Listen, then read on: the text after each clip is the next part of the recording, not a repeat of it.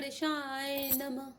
प्रथम वासुतमिषा भयउ रामा, दूसरे सुर सरि तीर सिया रामा, नहाई रहे जल पानु करी रामा, सिए समित दो वीर सिया रामा, दीन दयाल विरधु संभारे, हरौ नाथ मम संकट भारी।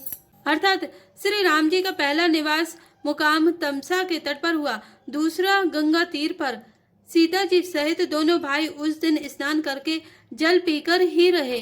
के बट कीनी बहुत सेवकाई, सो जामिनी सिंह रौर गवाई, होते प्रात बट चीरु मंगावा, जटा मुकुट निज शीस बनावा। अर्थात केवट निषाद राज ने बहुत सेवा की, वह रात सिंगरौर श्रृंगवेरपुर में ही बिताई। दूसरे दिन सवेरे होते ही बड़ का दूध मंगवाया और उससे श्री राम लक्ष्मण ने अपने सिरों पर जटाओं के मुकुट बनाए। राम सखा तविनाभ मंगाई, प्रिया चढ़ाई चढ़े रघुराई, लखन बान तनु धरे बनाई, आप चढ़े प्रभु आय सुपाई। अर्थात तब श्री रामचंद्र जी के सखा निषाद राज ने नाव मंगवाई। पहले प्रिया सीता जी को उस पर चढ़ाकर फिर श्री रघुनाथ जी चढ़े, फिर लक्ष्मण जी ने धनुष बाण सजाकर रखे और प्रभु श्री रामचंद्र जी की आज्ञा पाकर स्वयं चढ़े। बिकल बिलो की मोहि रघुवीरा, बोले मधुर बचन धरि धीरा, तात प्रणाम उतात सन कहेऊ, बारे बारे पद पंकज गहेऊ। अर्थात मुझे व्याकुल देखकर श्री रामचंद्र जी धीरज धरकर मधुर वचन बोले, हे तात, पिताजी से मेरा प्रणाम कहना और मेरी ओर से बार बार उनके चरण कमल पकड़ना। कर विपाय परिविनय बहोरी, ताते करे जनि चिंता मोरी, बन मग मंगल कुशल हमारे, कृपा अनुग्रह पुण्य तुम्हारे। अर्थात फिर पांव पकड़कर विनती करना कि हे पिताजी, आप मेरी चिंता ना कीजिए, आपकी कृपा अनुग्रह और पुण्य से वन में और मार्ग में हमारा कुशल मंगल होगा। तुम मेरे अनुग्रह ताते कानन जाते, सब सुखी पाए हो, प्रतिपालिया सुकुशल देखन पाए, पुनि फिर आए हो, जननी सकल परितोषी परि परि पाए, करि बिनती घनी तुलसी करो, सोई जतनु जय कुशली रहे कौशल धनी। अर्थात हे पिताजी, आपके अनुग्रह से मैं बन जाते हुए सब प्रकार का सुख पाऊंगा। आज्ञा का भली भांति पालन करके चरणों का दर्शन करके कुशल पूर्वक फिर लौट आऊंगा। सब माताओं के पैरों पड़ पड़कर उनका समाधान करके और उनसे बहुत विनती करके। तुलसीदास कहते हैं, तुम वही प्रयत्न करना जिसमें कौशलपति पिताजी कुशल रहें। गुरु सनि कहे विसंदेशु सिया रामा, बार बार पद पदुम गहि रामा, कर विसोई उपदेशु सिया रामा, जहि न सोच मोहि अवधपति रामा, दीन दयाल विरधु संभारे, हरौ नाथ मम संकट भारे। अर्थात बार बार चरण कमलों को पकड़कर गुरु वशिष्ठ जी से मेरा संदेश कहना कि वे वही उपदेश दें जिससे अवधपति पिताजी मेरा सोच ना करें। पुर जन परिजन सकल निहोरी, ताते सुनायहु बिनती मोरी, सोई सब भांति मोरे हितकारी, जाते रह नर नाहु सुखारी। अर्थात हे तात, सब पुरवासियों और कुटुंबियों से निहोरा अनुरोध करके मेरी विनती सुनाना कि वही मनुष्य मेरा सब प्रकार से हितकारी है, जिसकी चेष्टा से राजा सुखी रहे। कहवे संदेश भरत के आए, नीति न तजे राज पदु पाए, पालेहु प्रजय करम मन बानी, से यहु मातु सकल सम जानी। अर्थात भरत के आने पर उनको मेरा संदेशा कहना कि राजा का पद पा जाने पर नीति न छोड़ देना, कर्म वचन और मन से प्रजा का पालन करना और सब माताओं को समान जानकर उनकी सेवा करना। और निभायहु भायप भाई, करि पितु मातु सुजन सेवकाई, ताते भांति तेहि राखब राउ, सोचे मोर जहि करे न काऊ। अर्थात और हे भाई, पिता माता और स्वजनों की सेवा करके भाई पने को अंत तक निभाना। हे तात, राजा पिताजी को उसी प्रकार से रखना जिससे वे कभी किसी तरह भी मेरा सोच ना करें। लखन कहे कछु बचन कठोरा, बरजी राम पुनि मोहि निहोरा, बारे बारे निज शपथ दिवाए, कह बिना तात लखन लरिकाए।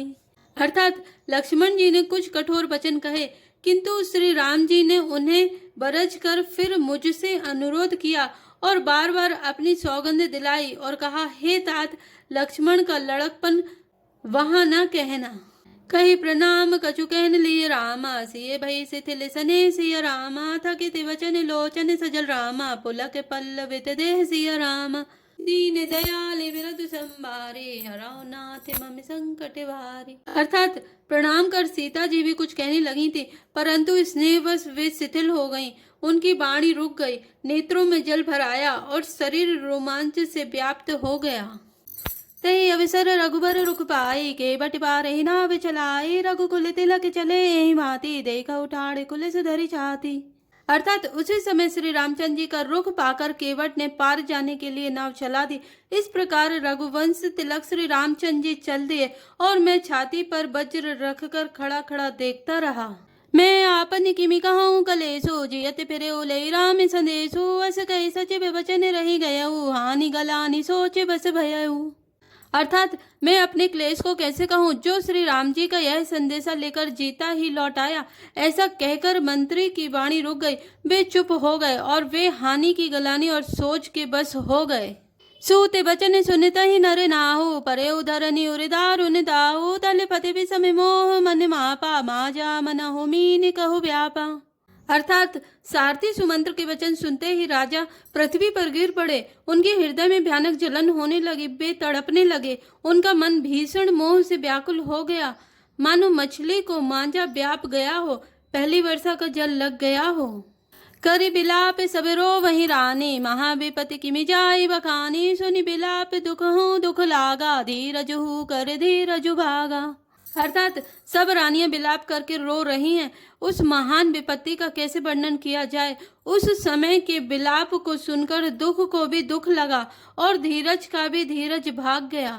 भयउ कोलाहलु अवध अति रामा, सुनी ने पिराउर सोरु सिया रामा, विपुल बिहग बन पर्यो निसि रामा, मानव कुल से कठोर सिया रामा, दीन दयालि विरधु संभारे, हरौ नाथ मम संकट भारी। अर्थात राजा के राबले रनिवास में रोने का शोर सुनकर अयोध्या भर में बड़ा भारी कोहराम मच गया। ऐसा जान पड़ता था मानो पक्षियों के विशाल वन में रात के समय कठोर वज्र गिरा हो। प्राण कंठ गत भयउ भुआलो, मनि विहीन जनु व्याकुल व्यालो, इंद्रि सकल विकल वही भारी, जनु सरे सरे सजे बनु बिनु बारी। अर्थात राजा के प्राण कंठ में आ गए, मानो मणि के बिना सांप व्याकुल मरना सन्न हो गया हो। इंद्रियां सब बहुत ही विकल हो गईं, मानो बिना जल के तालाब में कमलों का वन मुरझा गया हो। कौसल्या नृपुदी खिमलाना, रवि कुल रवि अंत्यो जिये जाना, उर धरि धीर राम महतारी, बोली वचन समय अनुसारी। अर्थात कौशल्या जी ने राजा को बहुत दुखी देखकर अपने हृदय में जान लिया कि अब सूर्य कुल का सूर्य अस्त हो चला। तब श्री रामचंद्र जी की माता कौशल्या हृदय में धीरज धरकर समय के अनुकूल वचन बोली। नाथ समुझि मन करे विचारो, राम वियोग पयोधि अपारो, कर निधार तुम्हें अवध जहाजू, चढ़े सकल प्रिय पथ के समाजू। अर्थात हे नाथ, आप मन में समझकर विचार कीजिए कि श्री रामचंद्र जी का वियोग अपार समुद्र है, अयोध्या जहाज है और आप उसके कर्णधार खेने वाले हैं। सब प्रियजन कुटुंबी और प्रजा ही यात्रियों का समाज है जो इस जहाज पर चढ़ा हुआ है। धीरज धरे तपाई पारू, नाही तो बूढ़े सब परिवारू, जो जिये धरे विनय पिए मोरी, राम लखन सिय मिलहि बहोरी। अर्थात आप धीरज धरिएगा तो सब पार पहुंच जाएंगे, नहीं तो सारा परिवार डूब जाएगा। हे प्रिय स्वामी, यदि मेरी बिनती हृदय में धारण कीजिएगा तो श्री राम लक्ष्मण सीता फिर आ मिलेंगे। प्रिया बचन मृदु सुनत नृपुरामा, चितयउ आँखि उघारि सिया रामा, तल फति मीन मलिन जनु रामा, सिंचत शीतल बारि सिया रामा, दीन दयाल विरधु संभारे, हरौ नाथ मम संकट भारी। अर्थात प्रिय पत्नी कौशल्या के कोमल वचन सुनते हुए राजा ने आंखें खोलकर देखा, मानो तड़पती हुई दीन मछली पर कोई शीतल जल छिड़क रहा हो। धरि धीरज उठी बैठ भुआलो, कहु सुमंत्र कह राम कृपालो, कहाँ लखनु कह राम सनेही, कह प्रिय पुत्र बधु वैदेही। अर्थात धीरज धरकर राजा उठ बैठे और बोले, सुमंत्र कहो कृपालु श्री राम कहाँ हैं, लक्ष्मण कहाँ हैं, स्नेही राम कहाँ हैं और मेरी प्यारी बहू जानकी कहाँ हैं। बिल पतिराव बिकल बहु भांति, भय जुग सरिस सिराति न राति, तापस अंध साप सुधि आई, कौशल्या ही सब कथा सुनाई। अर्थात राजा व्याकुल होकर बहुत प्रकार से विलाप कर रहे हैं। वह रात युग के समान बड़ी हो गई, बीतती ही नहीं।